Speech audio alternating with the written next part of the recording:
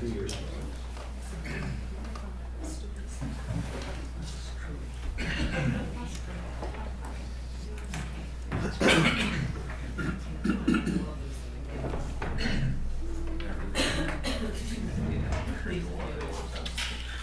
I'll do my half with you.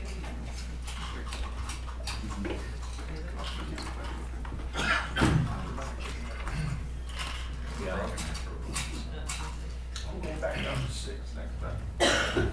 Where are you? Did you put one of yours? It's fine. There's your sinuses.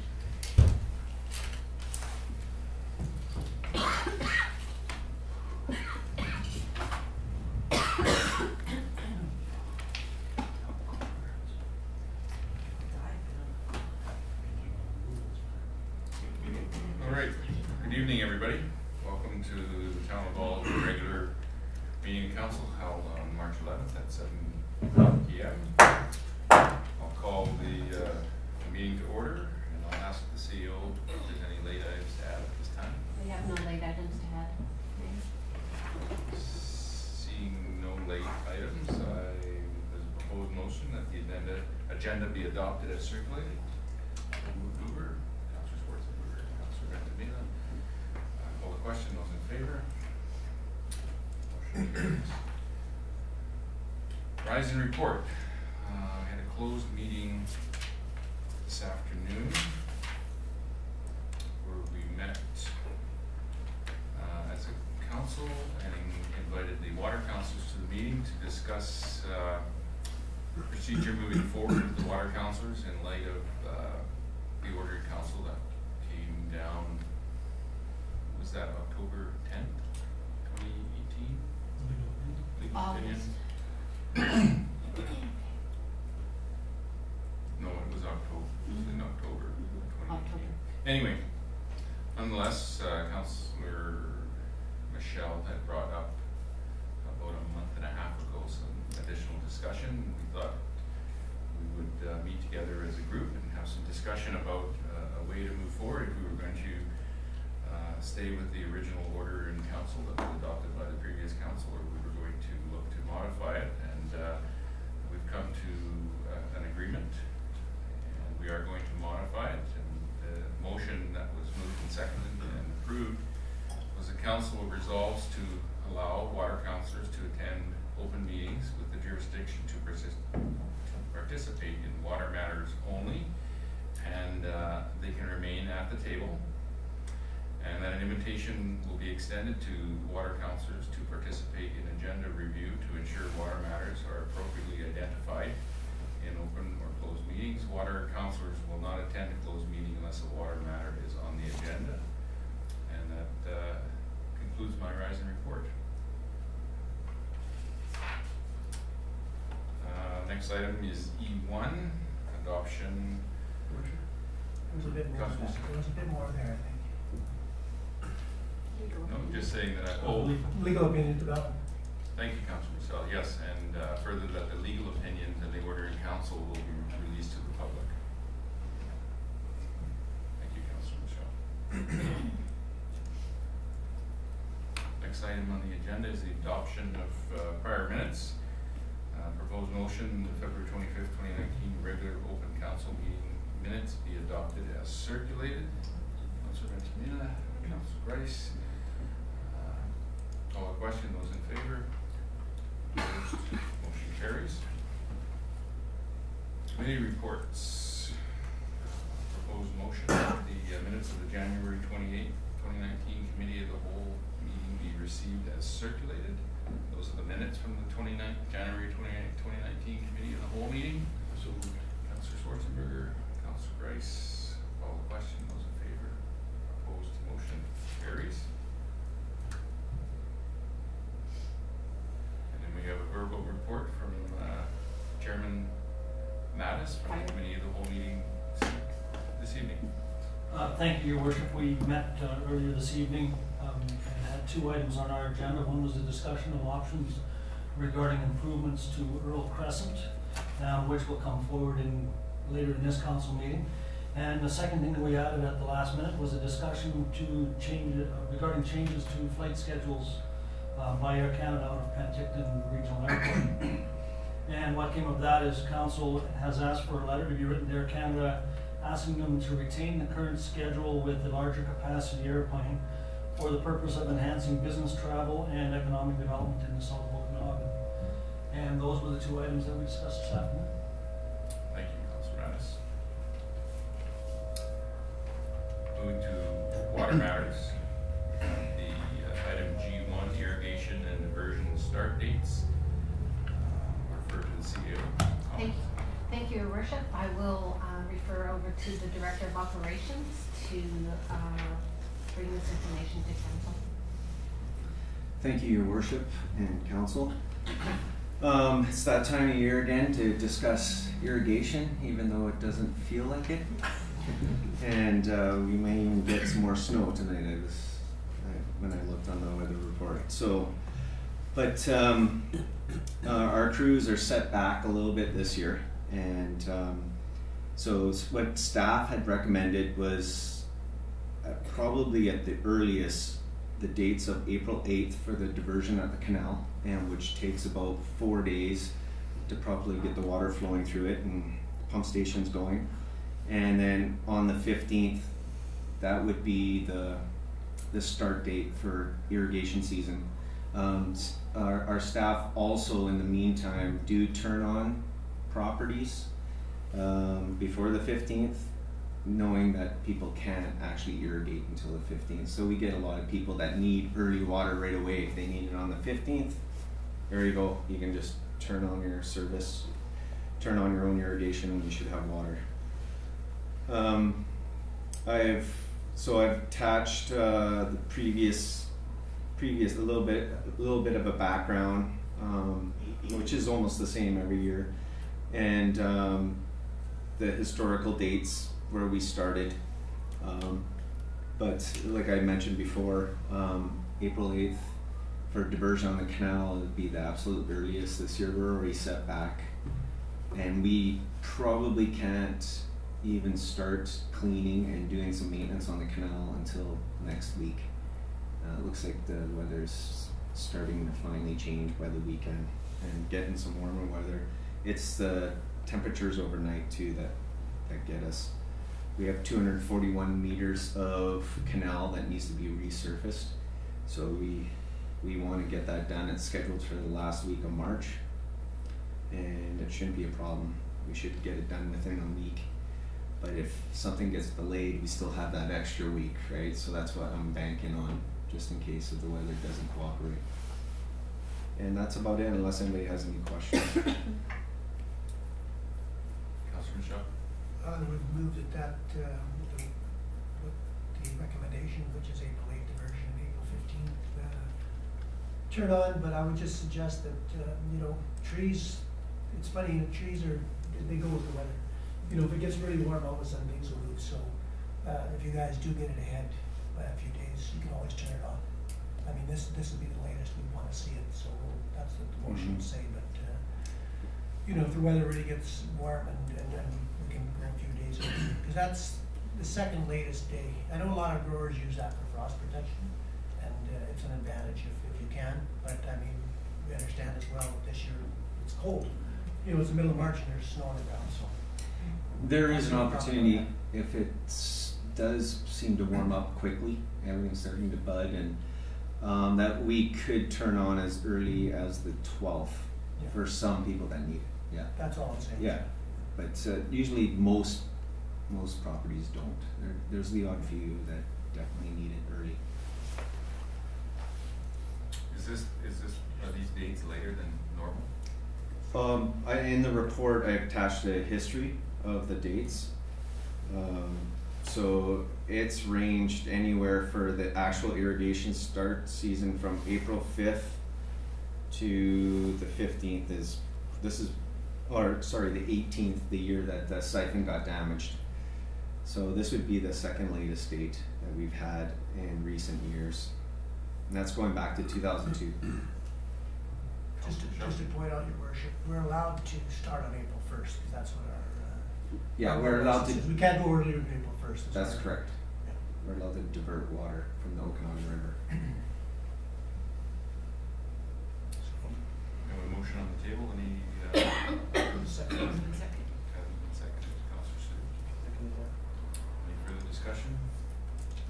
favor? Opposed? Motion carries. To item G2, water quality summary report for the month of 2019. Any questions on the report? Receipt? Motion February 2019 water quality report we received as circulated. Mover. Councillor Machial. Second, Councillor Rice. Discussion. Seeing none, I'll call a question. Those in favor? Motion carries. Report from Water Councillor Sidhu. Do you have anything to? I just looked at the reports. I just saw that this month of February is 21% higher than what we regularly use. I'm just wondering if that's a concern in any way, or is it just normal usages? So, sorry, the consumption? Yeah. Sorry, what page are you looking? I think it's on page 9 here, out of 10. It's just saying that over our 7-year average, we're up 21% from 2018. Yeah, I don't have an answer for that. Okay. Unfortunately. Is there anything we should be concerned about? I don't see any concerns. We do fluctuate from year to year, but I couldn't pinpoint the reason why it's gone up since the previous year that much. It's not the highest it's been in the last 7 years or 8 years. So. Yeah, but other than that, Thanks. Thank you, Councillor Sidhu. Councillor Machial. Just the meetings this afternoon. Okay. Moving to delegations. Miss English from the Community Foundation, South Okanagan, Similkameen. Please come to the podium. Good evening.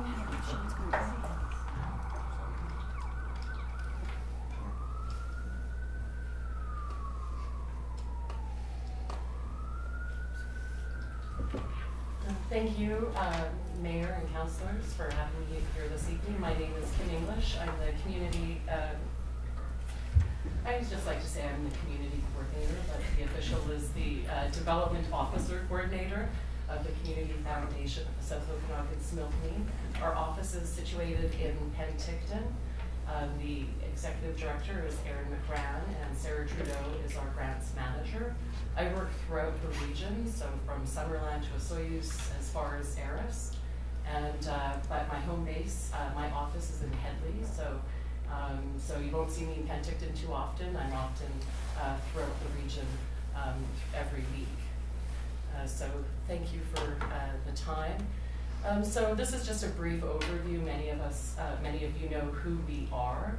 The first community foundation was established in Winnipeg over 100 years ago. The community foundation with the largest endowment fund in Canada today is the Vancouver Foundation. They've grown their endowment fund to $1.5 billion. That means that they give back to their charities in the Lower Mainland a minimum of $35 billion up to $45 million every year based on the interest of their endowment fund. Now, we've been in service in the RDOS for 27 years, and we're growing our endowment. We're actually nearly at $14 million. So that means that our interest gained from our endowment fund this year will give back to charities throughout the RDOS about $400,000. And we give about $30,000 in bursaries as well. In total, in our services, we've granted over $4 million in grants. So the community foundations, many people get us confused. They think that we're a government, or they confuse us with Community Futures, but we are a grant-making charity. We inspire people to give locally. Our motto is give where you live. We manage, we have one endowment fund, but we manage about 125 other funds under our endowment fund. We manage family legacy funds, we manage agency funds, and we also manage community funds. We grant make to charities, and we are a spark in the community. We kind of are one of those quieter partners in the community. We convene conversations. we host workshops, and we do other pieces that I'll talk to you about in a moment. So including, as I mentioned, neighborhood small grants. We also do every 2 years a vital survey, and that accumulates in a report in the fall.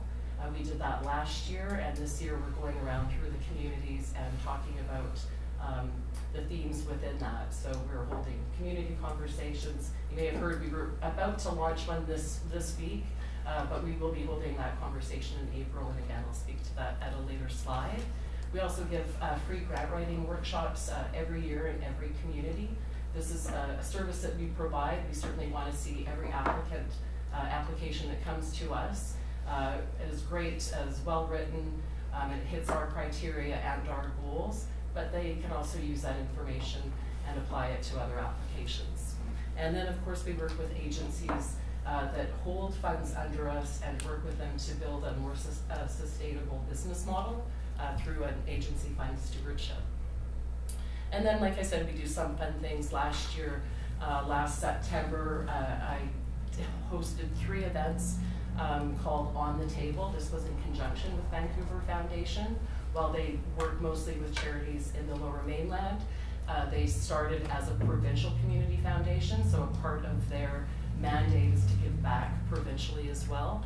So to celebrate their 75th year in the community, they wanted to do a snapshot of conversations in the province. So I held one in the morning up in Summerland, then I made my way over to Caramias and hosted a conversation at the grist mill, and then came to Oliver in the evening where Neil and Shirley Murray hosted a handful of us.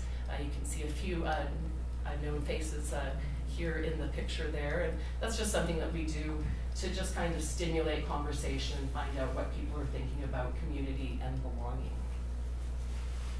Grant making in Oliver, to speak more locally of what we do and how we give back to the community. Again, these are just snapshots of recent recipients in the past few years.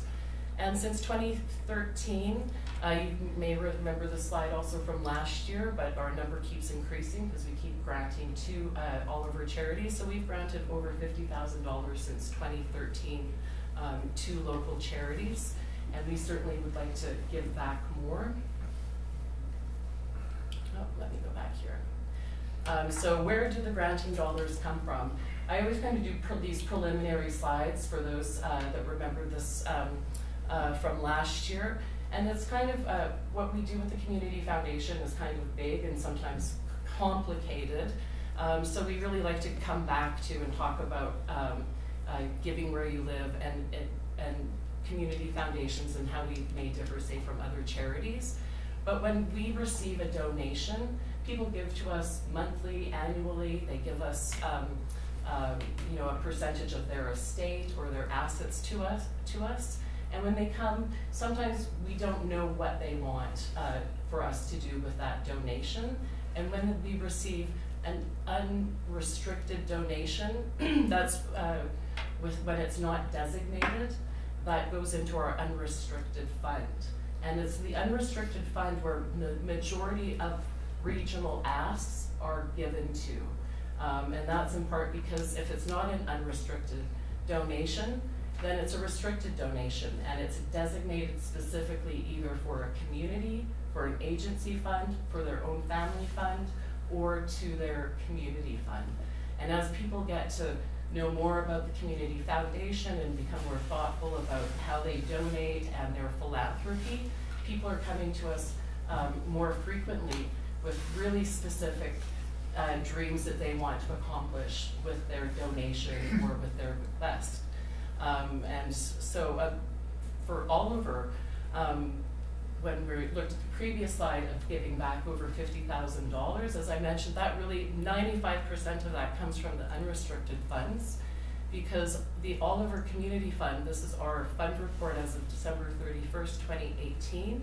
You can see that our disbursement for 2019 was just over $800. So that's certainly not meeting the needs of the asks of the community. And you likely know this as well from your grant and aid requests as well. Excuse me. I remembered my water. Last year lost my voice. We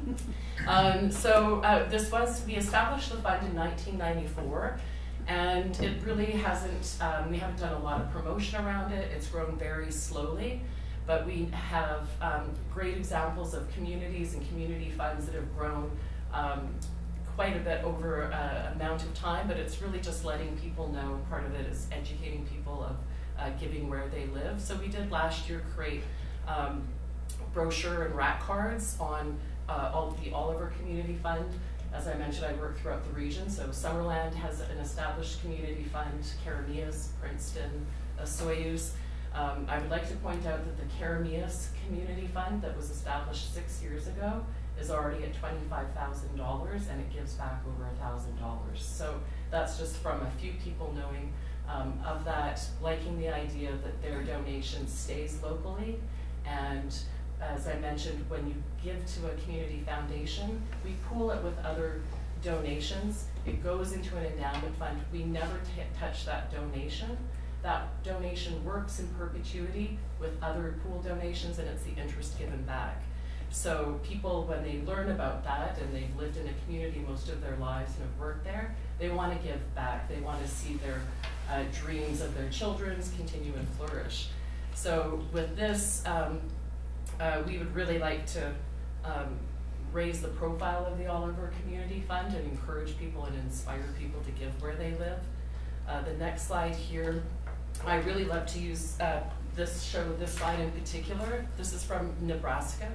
Nebraska has one community foundation, and then they have a number of affiliate community funds. And this is the Shickley Community Fund.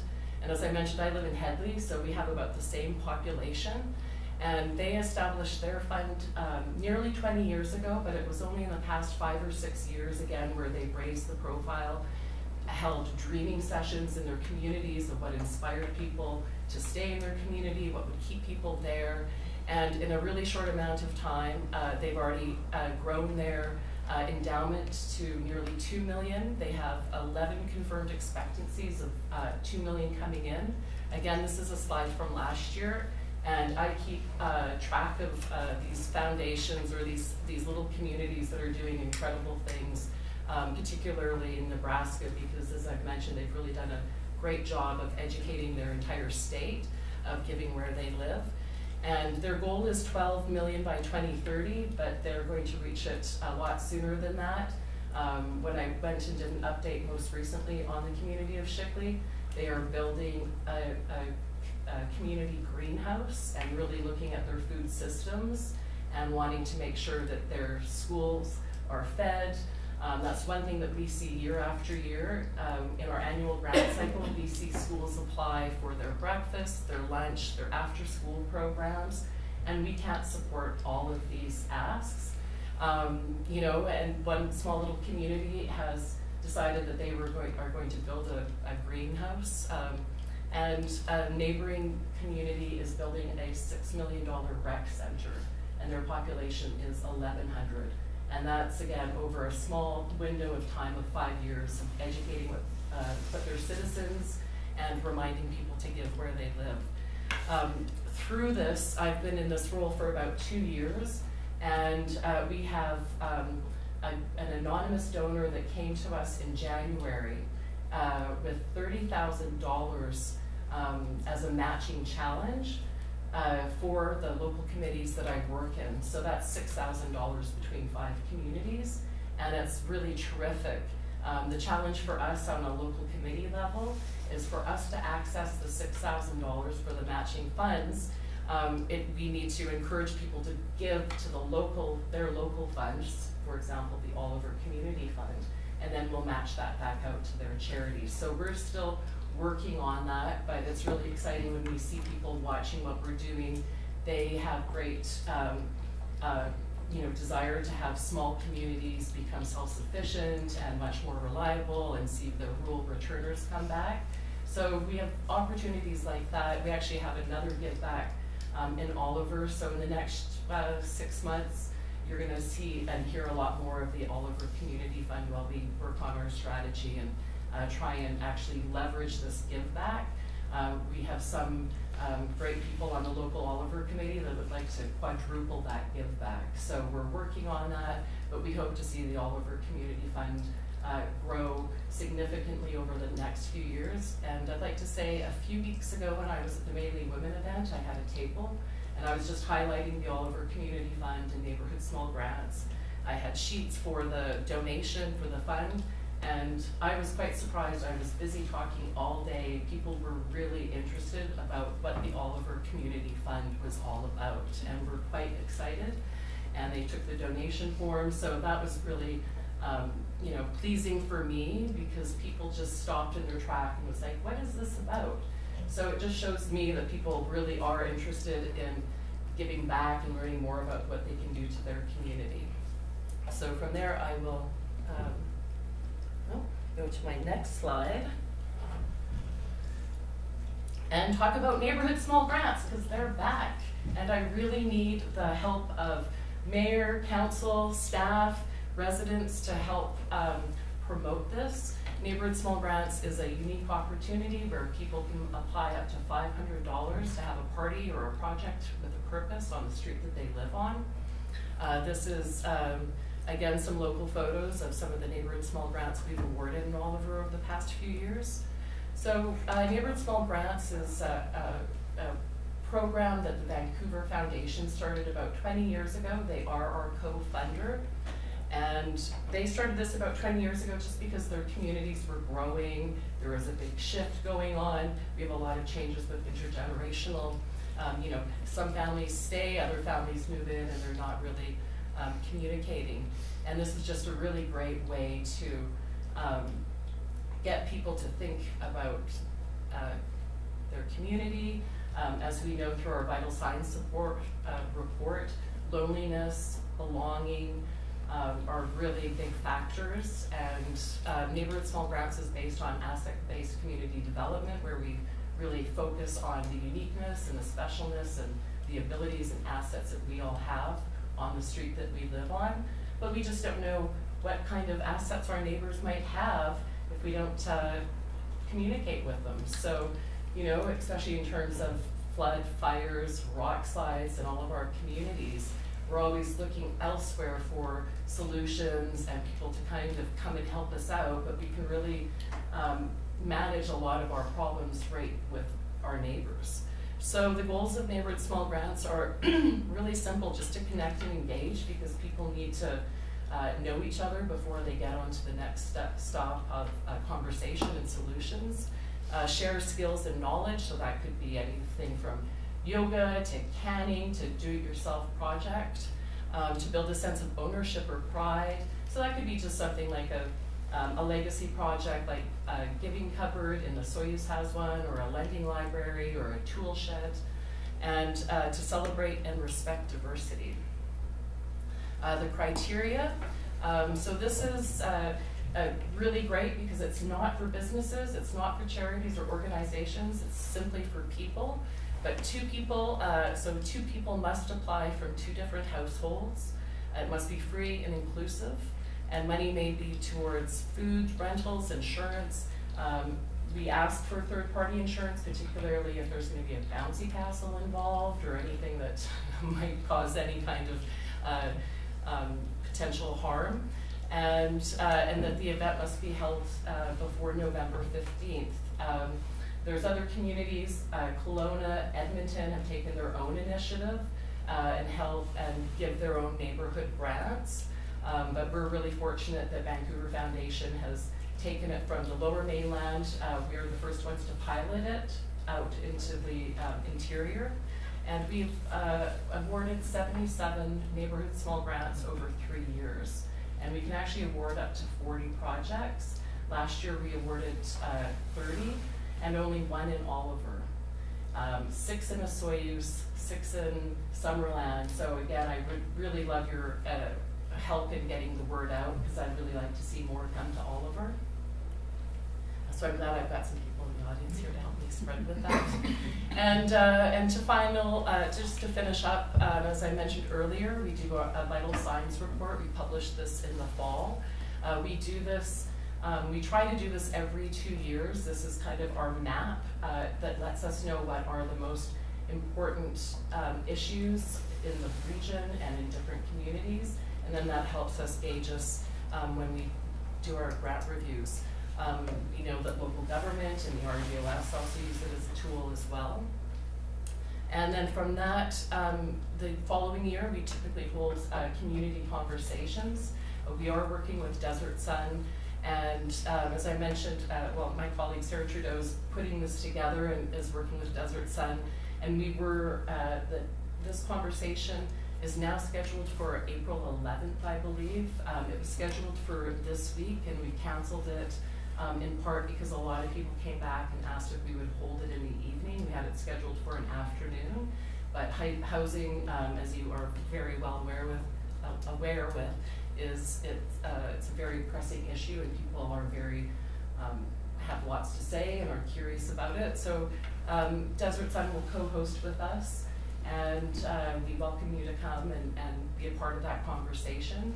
It will be a cafe-style conversation where we'll propose some questions and look for solutions. And then what we do is we just capture that information and we share it with local government, and then we also include that as just in our bigger picture of our needs assessment of communities. And so with that, I will finish my presentation, and thank you for your time. And if you have any questions. Any questions, Council? Well, I don't have any questions, but a comment. I would just say thank you for coming and sharing this information with us. It's kind of the neighborhood small grants seem so easy and so fun, and such a great way to get, I don't know if it was last year or year before, but like a fairly diverse group of people together to build birdhouses, for example. So it seems crazy that everyone was granted and all of it. I think we should try and help spread the word. Please do. It's my goal. I would like to see a lot more come to Oliver, because as you mentioned, it's just a really great way to build community and belonging. We know the population in Oliver is growing, and it's a great way to force people to get to know each other. Can you, off the top of your head, give me a couple examples of what the grants were used for? For neighborhood small grants? Yeah. In Oliver last year, oh, I forget what the community was, what neighborhood, but they used it as a gardening beautification, so they planted flowers and bulbs along the neighborhood residents. In Soyuz, we also will award a neighborhood yearly awards. They just have to change their application and their idea and build on it. In Soyuz, one of the communities, they've applied 3 times in a row. The first year was just a get to know you. It was kind of one of the seasonal neighborhoods, and they were having problems with break-ins, and they just didn't know who each other were to recognize each other. So the first year they had just a very straight gathering, get to know you, created a Facebook page. The second year they held a beautification project, again with a big barbecue. Last year they invited local paramedics to come in and show them how to use the AED machine, and then give updated CPR policies. In Summerland, one neighborhood, we're not in Summerland, but had a rat problem. And so they actually applied and used the money to purchase some rat traps and paid a small honorarium for a rodent specialist to come and talk to the neighbors about the cycle of rats. And so they had a rat catching party, and then they came back to the district and offered the district the use of their rat traps. So it comes all around. And I'll just say one other ways that neighborhood small grants works in magical ways. There's a known fella from Olalla, and he contacted me and he asked for a hard copy application because he's not very computer savvy, but I know he's computer savvy. And I went and gave it to him, and he showed me his back alley, and he was very stressed because it was a fire hazard and really needed some interfacing. And I said, that's a great project, but you'll need to ask somebody, a neighbor, to apply this be the second applicant. And we asked that because sometimes the lead applicant, something might happen and they might have to step away from it. And he said to me, oh, my neighbors don't really like me. And I'm like, well, that's the criteria. You have a month, I'll be back in a month to pick this up. So I go and I pick it up from him, and he was all apologetic because he wasn't able to reach me in time. But he showed me his back alley, and while his neighbors were, he went to Penticton to see the doctor, his neighbors went and cleaned up the alley and interfaced it for him. So nobody wanted to sign the application with them, but when they watched that their neighbor had left the community, they went and they tidied it up for him. So he was so happy, so thrilled. He said, give the money to somebody else. So even though they didn't necessarily get together with him, it showed him that people cared about him. He has a community. He feels like he has belonging. He's got safety in his backyard. And, you know, that's just a really beautiful piece where just the knowledge that there's an opportunity of $500 to do something great. So there's all sorts of, there's so many great stories. And, but you know, sometimes there are events of 10 people, and I've gone to a neighborhood small grant, a rural neighborhood small grant, with nearly 100 people at the event. So it's pretty inspirational. I really love it. And like I said, you know, we can give out 40 of these awards. It's still a fairly new program in this area, but we'd really like to max it out and, you know, have an opportunity down the road to increase our funding and give out even more neighborhood small grants, because it really lessens the pressure off local government from the RDOS, and especially when you just need a little bit of money for incentiveness, it can go a long way. Thank you, Ms. English. Thank you very much. CEO. Ms. English? Thank you.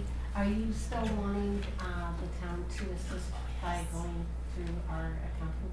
Yes, thank you for bringing that up, Ms. Cohen. And I would like to thank the town of Oliver for being a partner with Neighborhood Small Grants. We actually couldn't do it without the support of local government and the RDOS. What Ms. Cohen is referring to is we work with local government.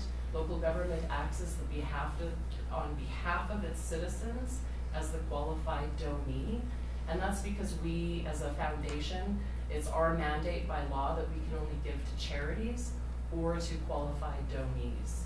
And that's what we do on our annual grant cycle when we're working with societies that haven't gained their charitable status yet. And then this is what we do from a citizen's end. So all that looks like is we write a check to the local government, they break it out into however many awards, they recontact me, and then I'm responsible for handing it out. And I usually do a little information session and introduce everyone together. So yes, I really appreciate all of your support, and I hope that we can continue with the relationship. Thank you. Thank you, Ms. Cohen. Next item on the agenda, bylaws, zoning amendment bylaw regarding projections and required setback regulations. For the CEO. Thank you, Your Worship. I'm sorry, I hit the wrong button and lost what I was doing. And I'm giving time for the contract planner to get ready too. I'll refer this over to the contract planner to present to council. Thank you. I'll be brief. I actually don't have a presentation today, but I'll just get some context. So basically, the proposed amendments reported today in relation to section 6.4 of the zoning bylaw, which deals with exceptions to the required setbacks that the bylaw allows for residential buildings. And as part of the adoption of the current zoning bylaw, council provided direction to staff to bring forward amendments to these projection exceptions. And basically, it was in relation to clarifying what types of balconies, porches, and decks are allowed to project into these setbacks. And the amendments are proposing to clarify that it's really just intended for small or minor architectural features, and that those types of features include porches and balconies. Decks will be treated differently under the zoning bylaw. So I believe for the most part it's what you would have seen previously at committee. We did make some minor tweaks, I believe, to the definitions based on feedback from council at that time. And so now it's before you for consideration first reading. I'm happy to try to answer any questions that you have. Any questions, council?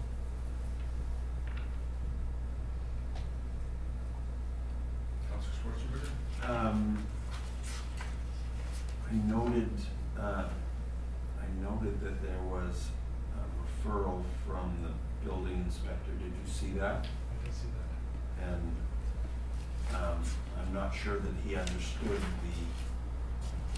in that referral, I'm not sure that he was trying to say that decks were the same as balconies, which is what we're trying to get away from. Is that? That's correct. Yeah, okay, thank you.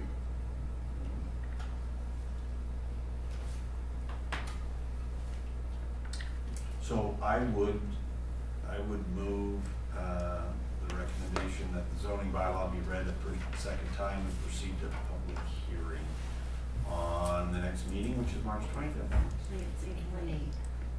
Sorry? April 8th. April 8th, sorry. Oh, yeah, we need notification stuff. Public hearing scheduled for March 25th. April 8th. Oh, that's April 8th.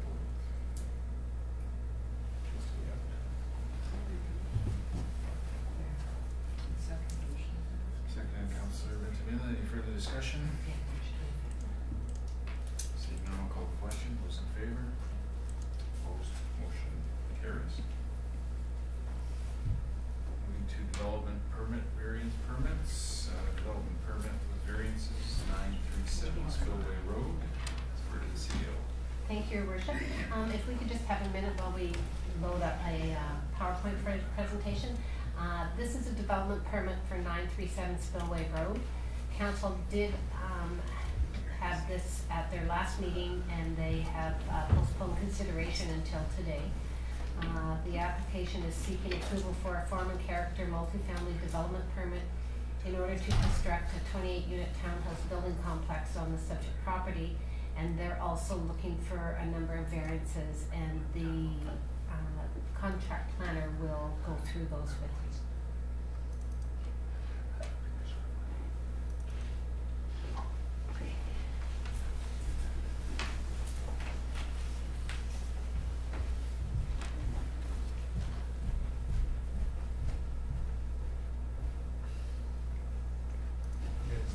So this is a scaled down version of the PowerPoint from the previous meeting. And I'll go over some basics, but really the slides will just focus on some of the changes that the applicant has made to the plans, and I'll highlight those for you, and then I'll answer questions at the end. So if I can just go to the next slide, or do I have a clicker here? You have a clicker, I think, or you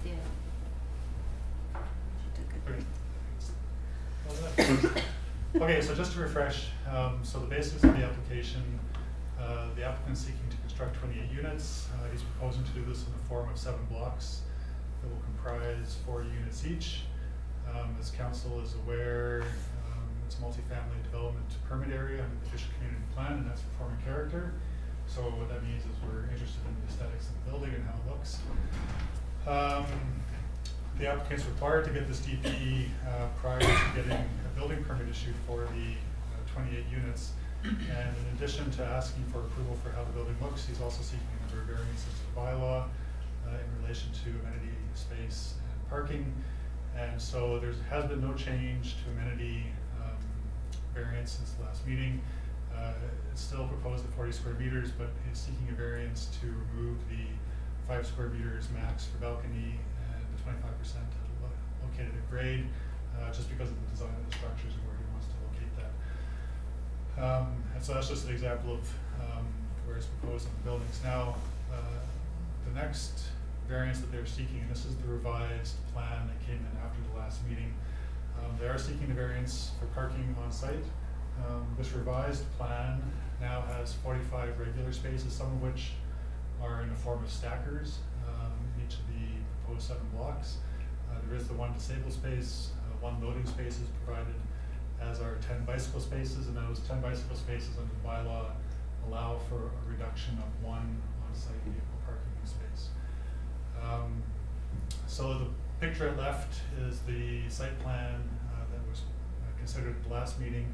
The picture at right is the revised parking plan. So you can see that they've put the addition of another stall here, and this is where it comes in off of Spillway and kind of accesses off that shared driveway with the existing Caseria development. And as council can also see, in order to accommodate this particular stall, in comparison to the last one, you can see that what's been sacrificed here is some landscaping and also a pathway that was proposed originally between the parking spaces and the stairwell of the, I'm going to say leftmost carport. I'm not sure if that's west or east. And then the other change can be seen here. So again, at left is the original parking layout, and then at right is the revised one. And so again, he's providing these spaces, to the detriment of the proposed landscaping. So what's happened here is the 5 bike stalls have been moved behind the western or leftmost parking spot. A couple of trees and bushes that have been proposed for planting are being removed. And then they've also pushed it a little bit further to the right, which again looks to be at the expense of an existing proposed tree. So, and also one of the small stalls has been changed to a full-size stall. So those are the changes that he's come back with as a result of that. And I've tried to show the difference here. So the first one was a variance to the 2 to 3 bedroom units. It had originally been at 1.4, or sort of 2 1.4 spaces per dwelling unit. With the change, that bumps up to 1.5.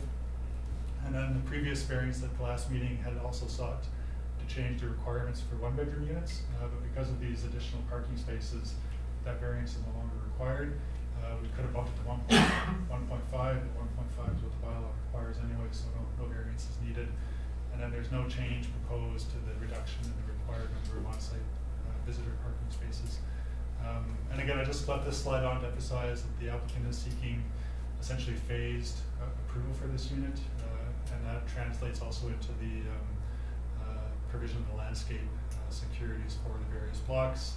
My understanding from the applicant is he wants to go block by block by block. There's 7 blocks, so he's proposing 7 phases.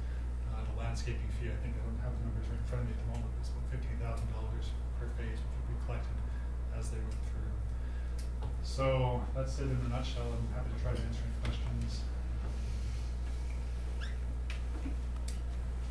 Any questions, Council? I have no questions, but the comment I would make is I think that they've done a admirable job of accommodating council's requests for more visitor parking. I know it's come at the slight expense of a few trees and bushes, but I think in the overall picture that won't have a whole heck of a lot. Thank you, Worship.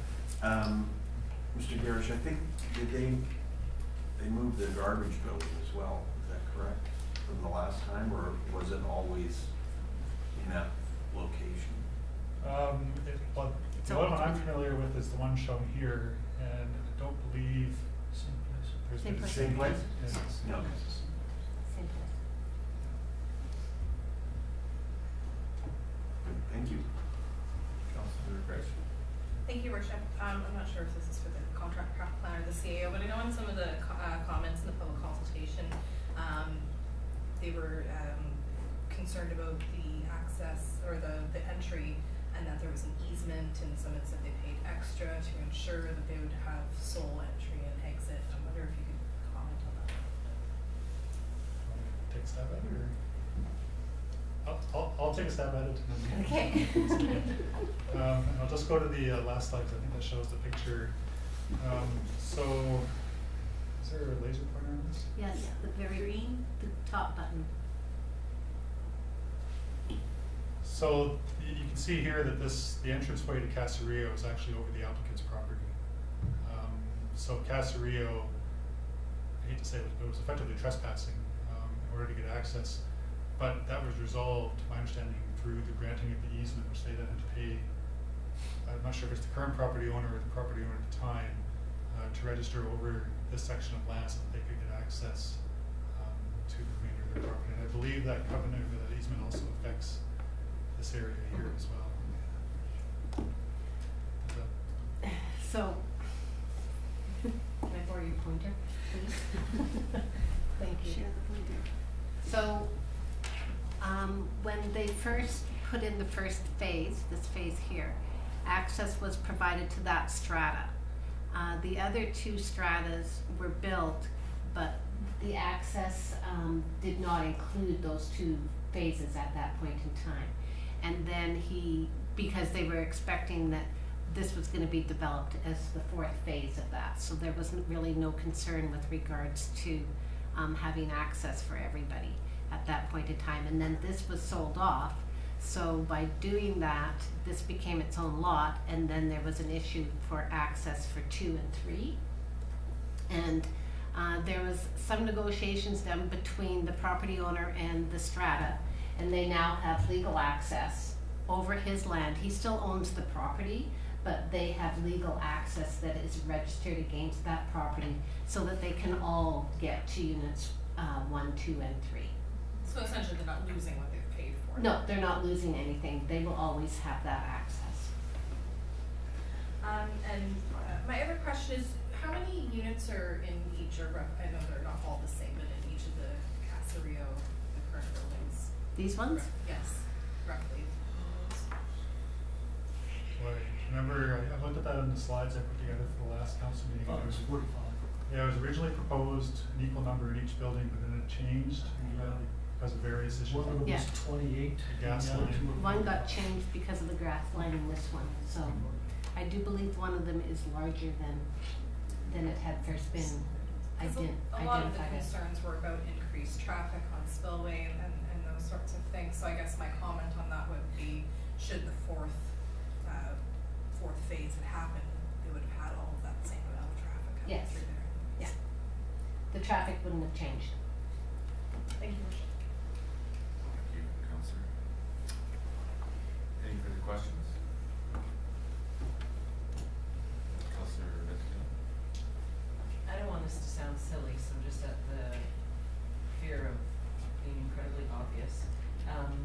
In the drawings that we received today, with the addition of the extra parking spaces, you pointed out that we're losing some landscaping around those corners, but we've also lost the landscaping everywhere else.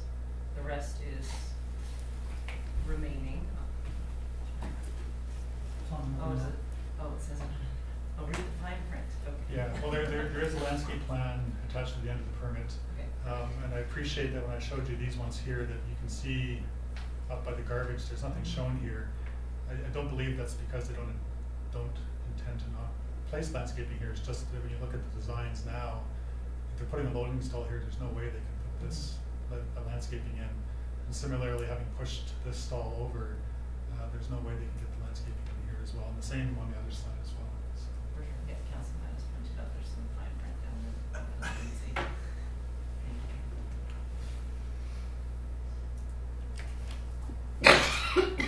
Councillor Mattes? I'll make the motion to have council approve development permit with variances number 2018-27. Seconder. Councillor Schwarzenegger. Any further discussion? Sorry. Councillor Mattes? Or sorry, Councillor Finn. We kind of talked about it really briefly last meeting, the landscaping. So the developer's proposing doing the development in 7 phases, and along with that, the fee that we would charge, the deposit we would charge for the landscaping in 7 phases. I know that I think he talked about it a bit, about it being, a little bit cost prohibitive to do it all up front, but personally I feel a little bit more comfortable if we received more than just phase 1 worth of landscaping fees to be in. I don't know what the right number would be, if it would be, 3 of the 7 or something like that. I just would be interested to know what other comments are. I'm okay with the phase ones. I mean, I could see where we could ask him to pay the first 2 installments up front, and then as he went along, add an installment. I don't know if that creates a big problem, or, Mr. Garish? Well, administratively, it's not a problem for us. Okay. I believe the applicant has made the request because of the upfront cost of having to provide landscaping for 7 units when they're gonna be phasing them one at a time, so. I mean, we can deal with whichever payment schedule you establish. Councillor Mattes. I would suggest that in spite of the deposit, that the developer will still be spending the vast majority of the funds on an upfront basis just in site preparation for the project. He may only be paying a deposit in phases, but the work will actually be not done in phases. It's not like he can do 1/7 of the work for the first building. He has to build the whole road, for example, before he can start any of the buildings. CEO. Thank you, Your Worship. I do not believe that the road work is part of the landscaping. I use that as an example. Okay.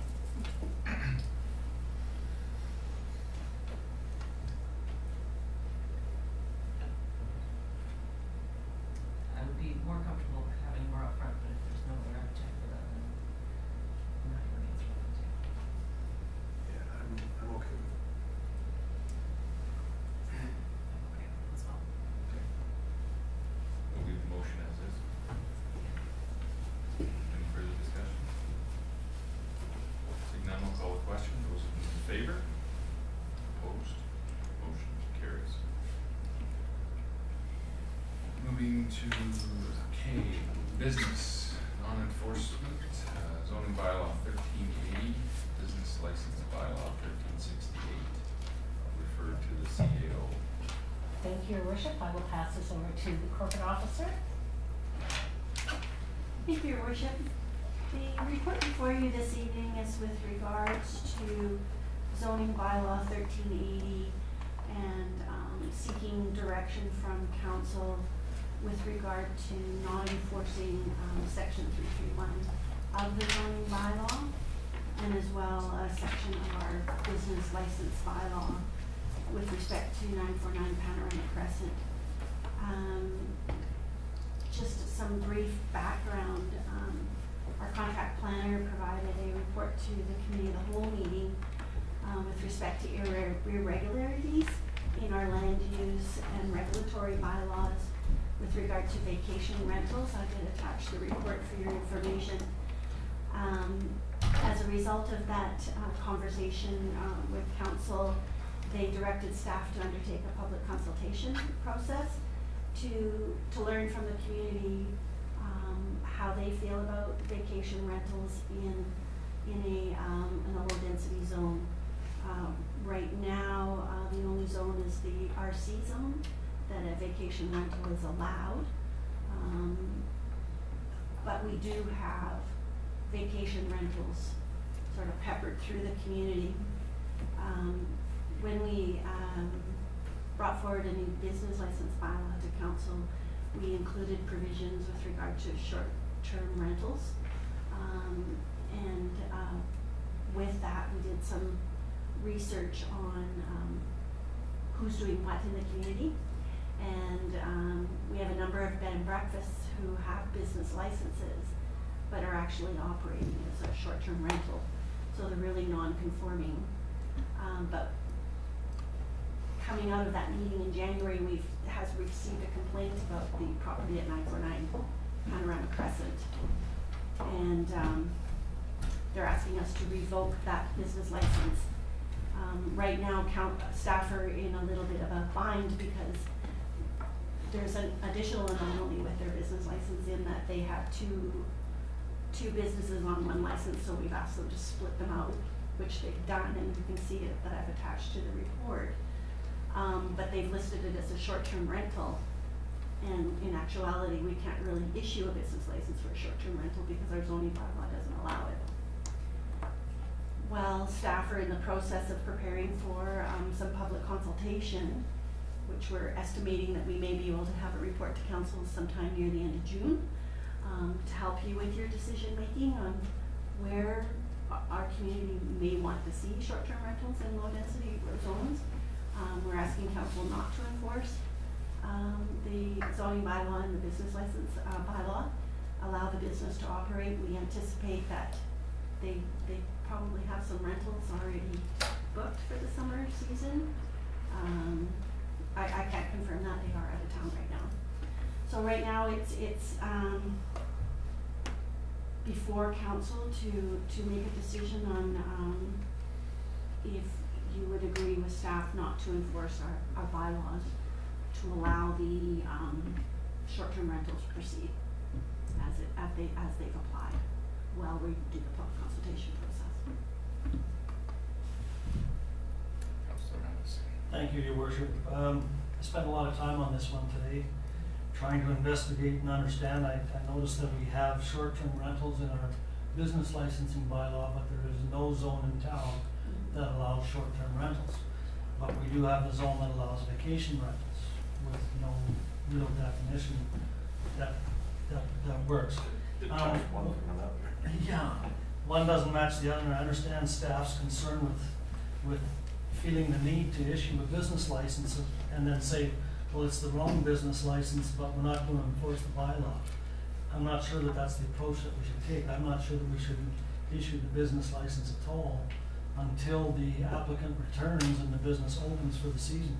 Up until that point, there's no problem because the business is not in operation. When I looked at their website and our zoning and our definitions, the operation does indeed qualify as a bed and breakfast. And if they applied for a bed and breakfast, they can get a business license in that zone because they're allowed to.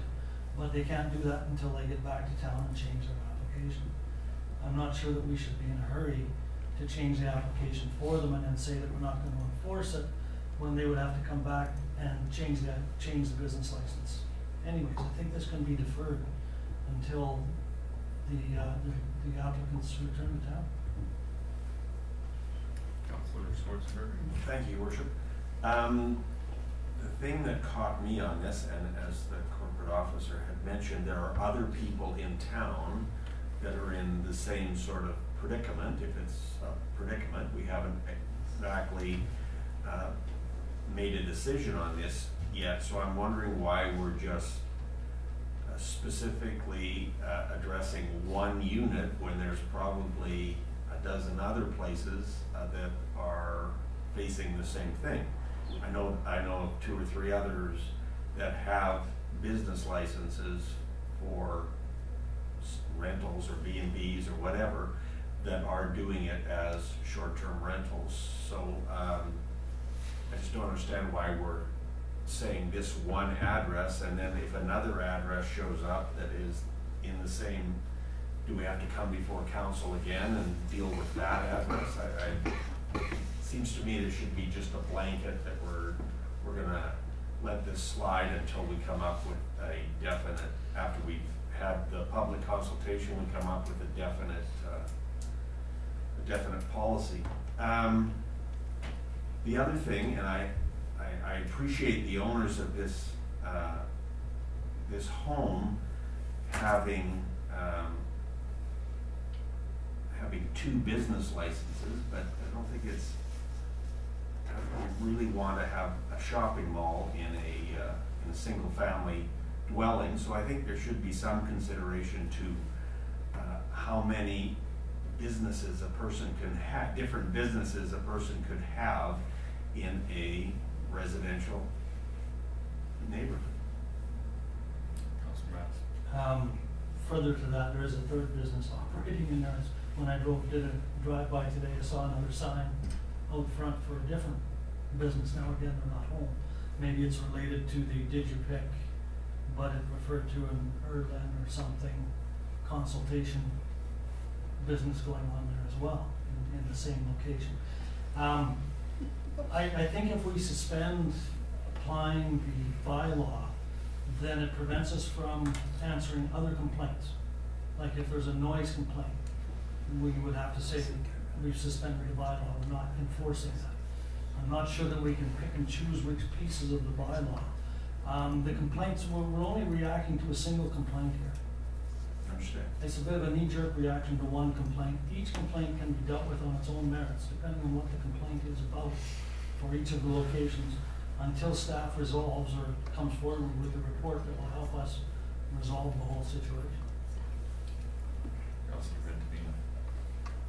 Councillor Schwarzenberg, go ahead while I gather my thoughts. Thanks. I was just just gonna say, to Councillor Mattis's example, a noise bylaw is a noise bylaw. That doesn't have anything to do with a short-term rental. If whoever's has a noise complaint, whether they're a short-term rental or a person who's living in their home and having a wild and crazy party until midnight or into the wee hours of the morning, it's a noise complaint. That doesn't affect what we're asking, what the recommendation here is in this bylaw. It's in the bylaw. Councillor Mattes. I'm ready now. I just have a couple of questions actually. So just for clarification, that we're dealing with specifically only this one today because of the fact that they have a complaint? Okay, Yes, thank you. there's a specific complaint that I have had initially responded to, that they asked for more enforcement than what I had presented. Okay. So this is why it's before council. Thank you. And then just a couple of other quick ones. So any idea why, if Councillor Mattes read the description and they seem to fall under B&B and they had a license for B&B before, any indication why they would have changed and requested a short-term vacation rental license this time? My initial review was that it was not a B&B, they have a suite. Okay, so it was our suggestion. That's right, it's a suite. Okay, perfect. And then my last question is, do we have any other licenses that are active out there right now for short-term rentals specifically? Like, do we have anything outstanding? CEO. All licenses that have been applied for are for B&Bs, which conform, that are line up with our zoning bylaw. But That's what they've applied for, so they are currently, at this point in time, in compliance with our zoning bylaw. And are there any that last year were short-term rentals that are this year B&Bs? To the best of your memory? There could be some short-term, but they've all applied as bed and breakfasts. Okay. Thank And you. that's what their licenses indicate. Thank you. Councillor Mattes. Again, I go back to, I think it's an oversight on the misdirection of this particular owner, and that if they, when they return to town, if they fix the application of B&B, they will comply with the bylaw and be a B&B in that location. There was some discussion with the CAO this afternoon regarding one of the stipulations of a B&B, and a B&B is a short-term rental. That's what it is. But one of the stipulations of a B&B is that they provide breakfast. And the debate we got into this afternoon was regarding provide versus prepare. You know, in this case, they are providing a breakfast, they're not preparing a breakfast. Our bylaw asks for it to provide a breakfast. So that's what allows them to be a B&B, because they provide the ingredients and you cook it yourself. I understand the difference, but the bylaw says provide. Councillor Schwarzenberger. I defer to Councillor Price. I was first. Thank you, Your Worship. Wasn't there more to it though, where you couldn't be able to cook within your own suite if it's a B&B, if you can't have a kitchen? CEO. Thank you, Richard. I do believe the definition talks to a sleeping accommodation with, and provide breakfast. States no cooking in the bedroom.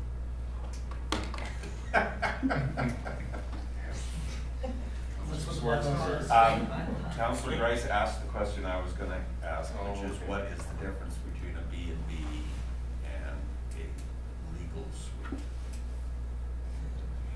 Would you like to provide the definitions that you have, please? Okay, so which definition might tackle? Start with B&B. Okay, so generally a B&B happens within a single detached dwelling, which is the principal residential use of the property. B&B is a permitted accessory use in a residential zone. So the expectation is that this is your house. You're in your house while you're accommodating people within spare bedrooms. Those people aren't given their own cooking facilities.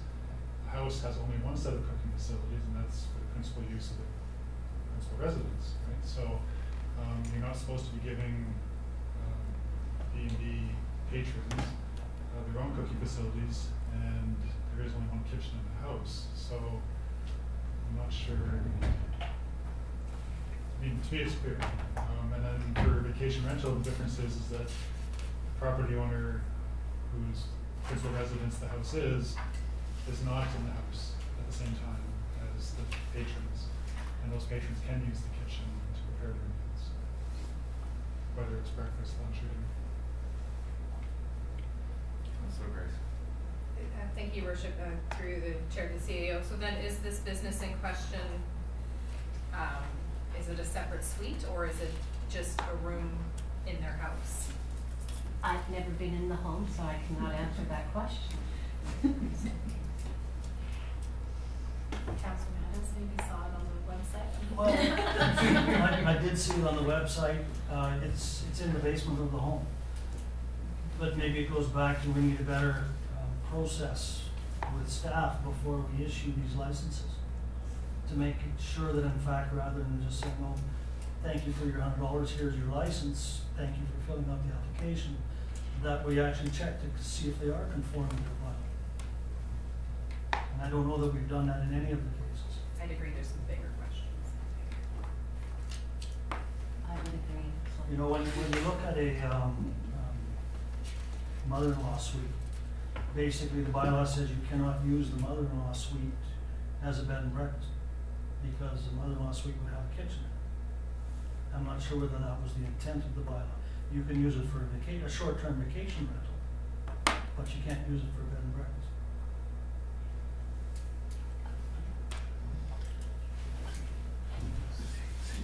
Thank you, Your Worship. Currently, right now, in any of the residential zones, you cannot use a suite for a short-term rental. It's not allowed under a zoning bylaw. Hence the reason for this. How is that prohibited? Vacation rentals otherwise defined and listed in zones not low-density residential, so therefore it's not, the way the bylaw is structured, it's not permitted in any of the RS zones. But it is permitted in the resort cottage zone. So you can't use a mother-in-law suite as a vacation rental, and you can't use it as a bed and breakfast because it has a kitchen. Well, the resident of the dwelling unit has to be in the dwelling unit when it's being used for B&B, and if there's nobody residing in that secondary suite. It has a kitchen, you can't use it. Well, you can have a second kitchen as a suite in the house, but the question then becomes, well, who's the principal occupant of that suite? And are they in the suite while B&B patrons are using it? That So you becomes a whole issue, because I know that there are certain cultures that live in the lower half of their house and don't live in, and could easily rent out the upper half of the house, which we would normally consider the main floor, but yet they're living in the secondary suite as their main residence. It's really a gray area, and we're trying to tackle one particular property by saying we'll hold the bylaw in abeyance, when I think it's just an application misunderstanding here. If they come in, fill out the proper application, they, based on what you're telling me, that they could use a mother-in-law suite as a B&B, if I heard you correctly. Oh, you can't? No, because there's no principal occupant of the secondary suites, and if there was, they would have to be in the suite while the patrons are there, right? So.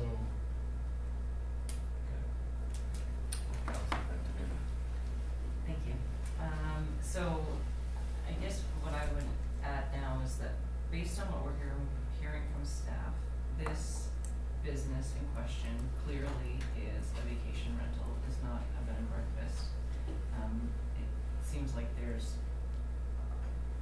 like, our wording needs to be tightened up around bed and breakfasts, and then we need to create wording if we're going to do that around vacation rentals. We know that we're doing that within the next couple of months. We're already kind of going down that path. This is a business that's presumably, and I don't know it intimately, but being in operation for a few years, seeing as there is a complaint, but that is most likely set up for the season and has people ready to come. So I would be happy to move the recommendation of staff, knowing that in a few short months, we're going to solidify all of these sort of loosey-goosey loose ends, and that if that's not the correct thing to do, that will be rectified in the coming year, like when we decide to potentially not allow vacation rentals as a use in residential areas.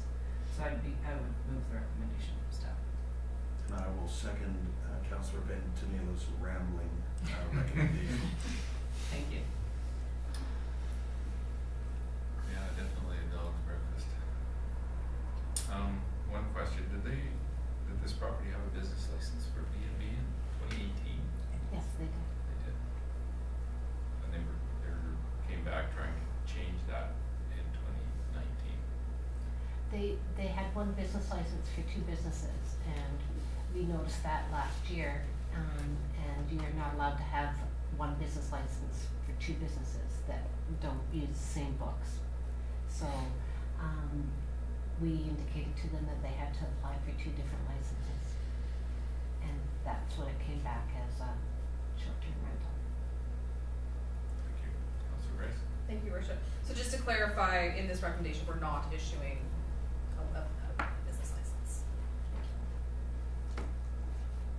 Yeah, my understanding, we're just saying, put the brakes on, get this sorted out, and then move forward once we have all those pieces in place. I would agree. Any further discussion? Seeing none, I'll call the question. Those in favor? Opposed? Motion carries.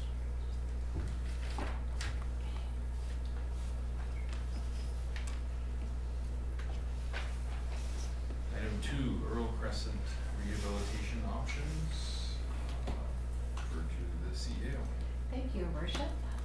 I'm going to pass this over to the Director of Operations. Council did have a lengthy discussion regarding this particular topic during the Committee of the Whole meeting. So you have brought it down to, I do believe, option 3 with some amendments to it. So, but I'll let the Director of Operations take over from there. Okay, we had a lengthy discussion this afternoon, and it was opted that council do go with option 3, which is full design, but when we go to tender it out, we'll tender it in 2 components within the tender package, and we'll see what the budgets come in at that time to make a final decision on costs, whether we want to proceed with both phases, or the whole project, or just one phase. In option 3 also we discussed that at the crosswalk near Hillside Street that we would do a bump out at that point. And and staff will talk to the property owners on that street, especially between the Kootenai and Veterans Avenue, because it could change the traffic flow. And we'll start that probably fairly soon. And I think that was about it, I think. Is that the right street names, is that correct? The council directs that to obtain a full design for the present.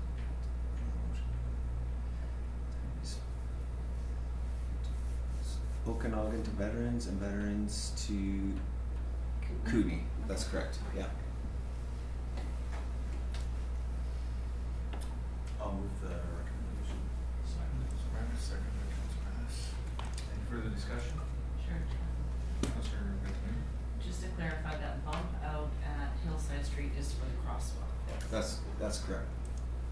Yes, that should say.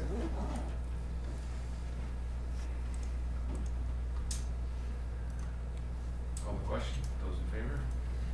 Opposed? Motion carries. Moving to correspondence. A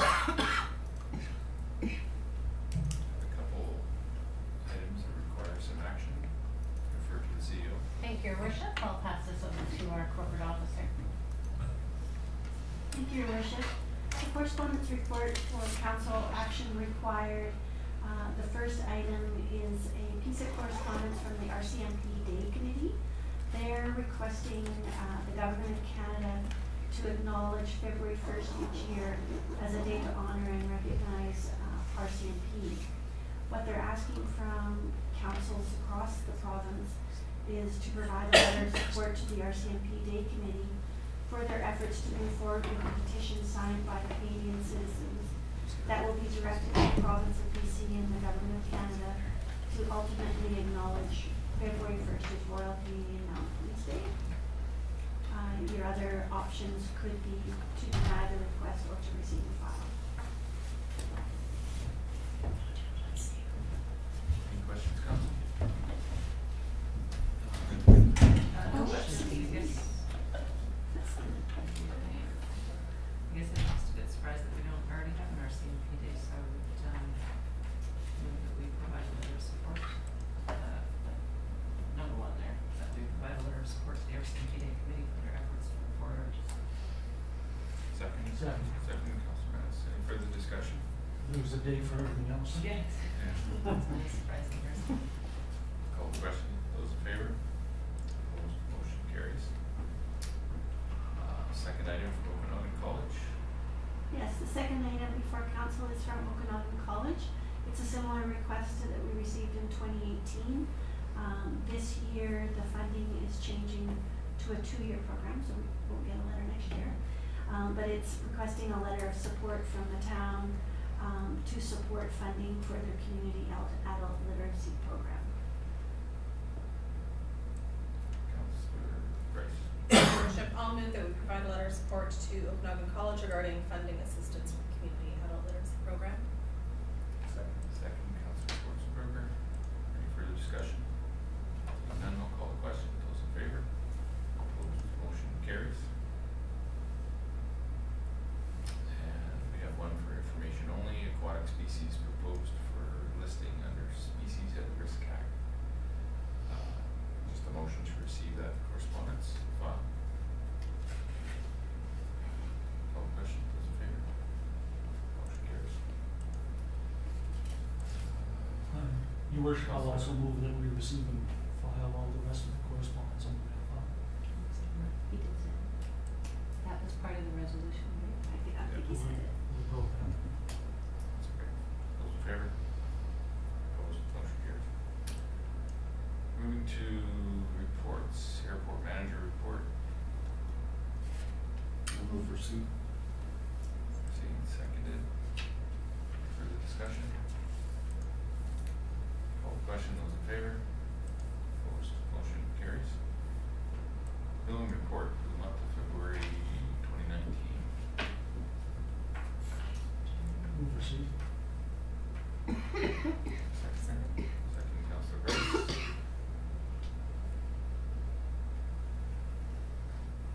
Those in favor? Oh, that's a question. We had a question? Yeah, Sure. Is it possible for the year-to-date number from the previous year to be changed or updated? When I compare the two reports, I see the January report year-to-date is 8 million. For the year before? Yeah, Yeah. total for previous year-to-date, 8,417,000. Mm-hmm. When I go to the February report, that number is now 1 million. Wow. Is it year-to-date or month of the previous year? For Well, I'm previous year just- to date. And if, whatever it may be, if we could get it that, a Oh, little that would more be for accurate. February. A little more accurate, and then the second part of that would be is the bulk of that, it's gonna carry throughout the year because that was a building permit for the hotel. So it makes comparables to see how we're doing this year versus last year next to impossible, as long as that large number is in there. So I'm wondering if we can get some clarity to this report so that the comparable numbers are in fact comparable. Yes. Thank you. Okay. Got a motion first, seconded, so call the question. Those in favor? Opposed? Motion carries. Yeah. Still working with Madam on that report. Good question. With human You said error stuff. February, I think we did January. Have we already received January's? It's been updated, Okay. with respect to demolitions. There is no value on demolitions, so there was value of construction in prior months. Okay, well, let's, I'll move receipt of the January building, the updated January. updated January building. Seconded by Councillor Bryce. All the question, those in favor? Opposed, motion carries. Okay. Opposed. Fire department. Fire department report. Motion, fire department. Update the month of February 2019 be received. Second. Councillor Mattes. Any questions, discussion? Seeing none, I'll call the question. Those in favor? Opposed, motion carries. Moving to councillor reports, Councillor Mattes. Thank you. Okay, on Tuesday, February the 26th, I attended a rural sustainable healthcare meeting in Kermias. Thursday, February the 28th, I participated in a webinar. It was called Rural Health Challenges and Innovations. It was hosted by Dr. Dave Snadden, and he is, I believe his title is the Chair of Rural Medicine at UBC. So just talking about sort of challenges that are being faced all across the province and some changes that are coming. It was a pretty good webinar. Friday, March the 1st, I attended the council-to-council meeting with Sidhu along with the rest of council. Tuesday, March the 5th, another webinar. This one was put on by FCM. It was called Towards Parity. Was regarding parity in municipal politics, systemic barriers to women, and participation in local government. Thursday, March 7th was a regional district day. Friday, March the 8th, I attended the council coffee chat that was held at Medici's, and that's the end of our report. Thanks, Councillor Mattes. Councillor Schwarzenberger. Thank you, Worship. Friday, March 1st, I attended the inter-council meeting with the Soyuz with the rest of council. Saturday, March 2nd, I was at Oliver firefighter Dwayne Emery's funeral. And Friday, March 8th, I was at the coffee and conversation at Medici's with most of the rest of us. Thanks, Councillor Schwarzenberger. Councillor Bryce. Thank you, Worship. Friday, March 1st, I attended the inter-council meeting with the rest of council. Monday, March 4th, I met with Mayor Johansson. We had a bit of a planning meeting for the upcoming Public Safety Committee meeting. And Friday, March 8th, we had our inaugural coffee and conversations at Medici's with the rest of the councillors. It was our first time. We had a modest turnout, but it was really nice to see some people come out there, and I'd like to hope in the future that we can try some different dates and times, maybe in the evening, get people that work to come out, and look forward to the next one and today's meetings, and that's the end of my report. Thanks, Councillor Bryce. Councillor Mattes. Thank you, Your Worship. On February 26th, I attended the annual general meeting for the Fairview Mountain Golf Course, and also the same evening, the annual general meeting for the South Okanagan Sportsmen's Association. And March 1st was council with Vesuvius, and March 8th, the council coffee chat with everyone else. Thanks, Councillor Mattes. February 26th, I met with Deb Rempel, the OCC warden, and on February 27th, I went for a tour of the OCC facility. Took a couple young boys, 13-year-olds out there. It was a eye-opening experience for them. March 1st, inter-council meeting with Sidhu, which I think was a really productive meeting. And on March 2nd, I was also at Dwayne Emery's firefighter funeral held at the community center. I'm not sure how many people were there, but it was like 300 maybe at least. March 5th, I also took in the FCM Toward Parity webinar. On March 8th, I was at an active transportation forum in Penticton, and today I was a meeting with Mayor Vasilaki and Mayor Boot and MP Richard Cannon and Air Canada talking about the changes to the schedule at the airport in Penticton. That concludes my report. Upcoming meeting, the next regular meeting is on March 25th, 2019 at 7 p.m. and the The next one after that is Monday, April 8th at 7 p.m. regular council meeting.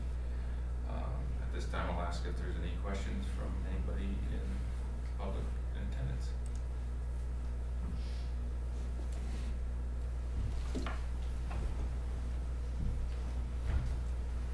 Evening, Don Hill, Councillor resident.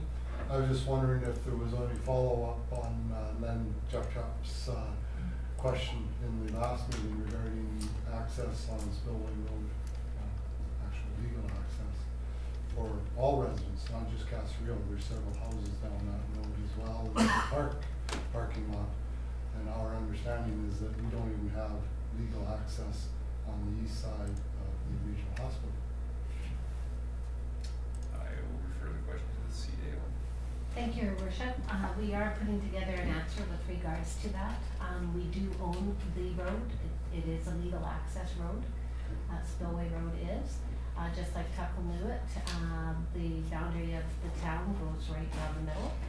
So we have as much access on Tuckalnuit as we do on Spillway. Then my follow-up to that would be, provided there's access, it is in questionable condition, and there is a five-way intersection which enters into McKinney Road, which presents, I believe, legal standards that are not maintained there. Traffic circle, possible five-way stop, something to limit east-west traffic. Somebody's going to get hurt or killed. CAO. Thank you, Your Worship. We are aware of the five intersection spot. We have been working very closely with the Ministry of Transportation and the Osoyoos Indian Band on coming up with a design for that area, and it is with the Ministry of Transportation at this point in time. When you get three different agencies, government agencies working together, it does take some bit of time. Understand. But it is in the works. It has been 14 years. Yes. Thank you. Thank you. Thank you for your question. Anyone else in the audience have any questions? Seeing that, I will propose a motion that the meeting be adjourned. Seconder, Councillor. Thanks. All questions? Those in favor? Motion passes. Meeting adjourned.